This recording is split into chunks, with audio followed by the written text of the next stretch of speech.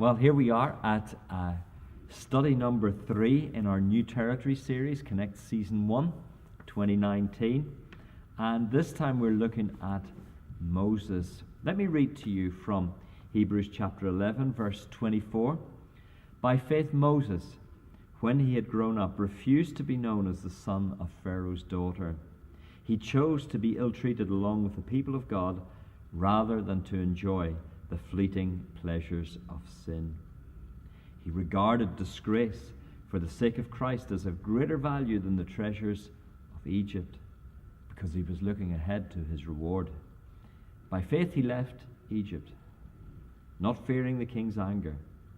He persevered because he saw him who is invisible. By faith he kept the Passover and the application of blood, so that the destroyer of the firstborn would not touch the firstborn of Israel. By faith, the people passed through the Red Sea as on dry land. But when the Egyptians tried to do this, they were drowned. Moses is an amazing character. He's one of the biggest, if you like, characters in the Bible. In fact, you could say that the two major characters in the Bible are Jesus and Moses, because Moses influenced the whole of Israel's faith right up to the time of Jesus. It was Moses who brought the law to the people. It was Moses who led the people out of Egypt and to the very borders of the promised land. Moses is attributed, or the first 5 books of the Bible are attributed to Moses. He is the one traditionally known as the author of those first 5 books. He went up Mount Sinai. He met with God face to face. Moses did it all. He saw miraculous things, the likes of which had never been seen before, and many of which haven't been seen since. So he is a massive, massive figure in the history of the people of God. But it's worth remembering that Moses was also a very, very human person with very human weaknesses. In fact, in the early chapters of Exodus, we find that Moses makes a huge mistake and ends up spending 40 years in a place that he had never intended to live. He murders an Egyptian in defense of some of his Israelite brothers. And of course, Pharaoh gets to know about this, and Moses realizes that he's a wanted man, and he flees to the land of Midian. And then, of course, God calls him, and God takes him back, and Moses is a little bit reluctant to do that. He doesn't feel up to the job. Perhaps he's scared about what's awaiting him in Egypt. But nevertheless, he goes back, and as you know, he eventually leads the people out of Egypt against all the odds, because Pharaoh did not want to let the people go. There were 10 plagues before breakthrough came. There were 10 plagues that God had to send in Egypt before Pharaoh's heart was changed. And even then, it would appear that Pharaoh's heart wasn't really changed, because he still pursued the Israelites. So what was it that enabled Moses to do what he did? Well, as I said in some of the earlier talks, faith is absolutely crucial to going into new territory. And Moses was a man of faith. Whatever other weaknesses he had, he was a man of faith. We looked at Abraham last time and how he had a sense of calling. Moses was a man who knew he was called by God for this task. But there's something else that I want you to notice as we look at the life of Moses, and it's this: that Moses had an incredible sense that God was with him. In fact, one of the verses that we read says this. It says in verse 27 that he endured, or he persevered, because he saw him who is invisible. Just think about that for a moment. Moses saw the invisible God. When he was in conflict with Pharaoh, when he was in conflict with some of his own people, because some of his own people thought, Moses, you're just creating trouble for us. You're trying to get us out of here, but our Egyptian taskmasters are just making life more miserable for us. When it seemed that the whole world was against Moses, Moses had something which kept him going. He could see the invisible God. He could see God in the midst of all the difficulty. And we're told that he didn't fear the king's anger because he saw him who is invisible.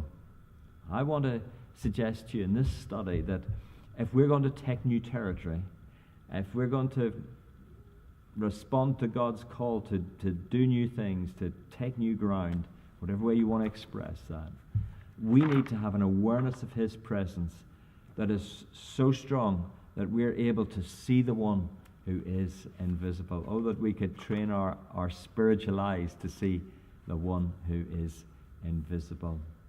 So Moses could see God. Whatever was going on, he had his eyes firmly fixed on him. So what did that mean for Moses? I think it worked out in a number of ways, and we see how this affected his life. First of all, Moses discovered that he had deep roots. You may well be familiar with the story of how Moses was left in a little wicker basket because the Egyptians wanted to kill all the Israelite boys, and then he's discovered by Pharaoh's daughter, and then his sister is nearby, and she arranges for his mum to become his nurse. And we don't know just how all of that worked out, and we don't know what Moses knew about his background, but we do know that at some stage he discovered that he wasn't an Egyptian, he was an Israelite, and he refused to be called the son of Pharaoh's daughter. It was like he was saying, I don't really belong here. I belong with my people. I belong with God's people. This is who I really am. If we want to have an awareness of God's presence in our lives, if we want to be able to see him who is invisible, we need to know who we really are, who we are in Christ, because that's who we really are, who we are in Jesus, what he has done for us, that we are sons and daughters of the living God. A second thing about this divine awareness was that it enabled him to make costly decisions. Moses, when he refused to be called the son of Pharaoh's daughter, we're told that this had consequences for him, because it meant that he was going to suffer ill treatment along with God's people rather than enjoy the fleeting pleasures of sin. Now, I don't exactly know, and we're not exactly told what the fleeting pleasures of sin look like, but effectively Moses had a choice. Was he going to go with God's people and God's plans and purposes, or was he going to go with the world? Was he going to go with his Israelite brothers and sisters, or was he going to go with his adopted Egyptian family? This isn't just about families. It's not even just about blood. It's not even just about ethnicity. This is actually about two different value systems. One outlook that says God is the Lord, and the Lord is God, and that we serve him. And another system that says, no, there are many gods. There's different gods that we worship. And no doubt there were moral standards that went with that. There were ways of living that went with that. Moses was clearly saying, I'm going to stick with God's people, with God's outlook, with what he has commanded. I'm going to follow him in a world that I'm sure seemed attractive to him. If you think of it, if he had just kept his mouth shut and continued as a son of Pharaoh's daughter, who knows what would have been open to him in Egypt. But he chose to be with God's people. If we want to have a divine awareness, an awareness of God's presence, if we want to be able to see the invisible, we need to be prepared to make some costly choices, be prepared to follow Jesus, whatever that entails and whatever the implications are. A third thing was that because of this divine awareness that he had, that Moses was a man of daring faith. Look at some of the things that that are said about him. First of all, because he saw him who is invisible, he wasn't afraid. He wasn't held back by the anger of the king of Egypt, Pharaoh. It must have been very intimidating for this man who had lived 40 years as a shepherd to go into an Egyptian royal palace with all the pomp and power that was on display. It must have been, or it could have been, very intimidating to stand before Pharaoh and his court and say, God says, let my people go. But Moses was a man of daring faith. And because he had an awareness of God's presence, because he could see him who is invisible, when he stood before Pharaoh, he didn't see the might and the power of Pharaoh and his government and his army and his empire. Instead, he saw God. And that enabled him to press through any fear that he had of Pharaoh's anger. You know, there might be people in your life that intimidate you. There might be situations that intimidate you. Let me say this to you. Rather than trying to undo the intimidation, why not seek to increase your divine awareness, your awareness of God's presence? Because that's the key to overcoming these things. Another way in which Moses was a man of daring faith is we're told that he kept the Passover. That did take faith, because Moses was effectively saying to the people, look, God's spoken to me, and he says if you sacrifice a lamb and you eat the lamb and you apply the blood to the doorposts and the lintels of your houses, that the angel of death will pass over you and you will not be harmed. Even though God will bring his judgment on the Egyptians, you are not going to be harmed. Now, there was no way to prove that that was the case. The only thing that they could do was step out in faith. And Moses did that, and the people did that. And, of course, we know that all of the Israelites were spared on that terrible night when the firstborn of Egypt were struck down. And then, finally, Moses was a man of daring faith, and because of his daring faith, he was enabled to confront a huge obstacle. That huge obstacle was crossing the Red Sea.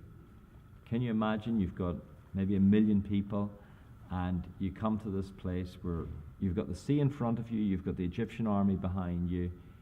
You know, it looks like on paper that you've got one of two choices. You either drown in the sea, or you get killed by Pharaoh's soldiers.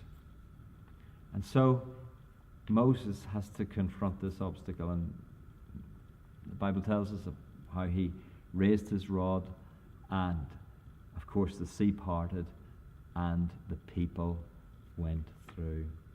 Now, if we are going to go into new territory, if we're going to take new territory, we're going to find that there are some obstacles that we have to confront.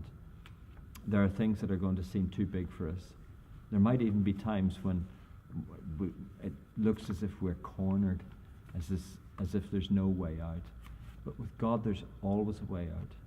With God, there's always a way through.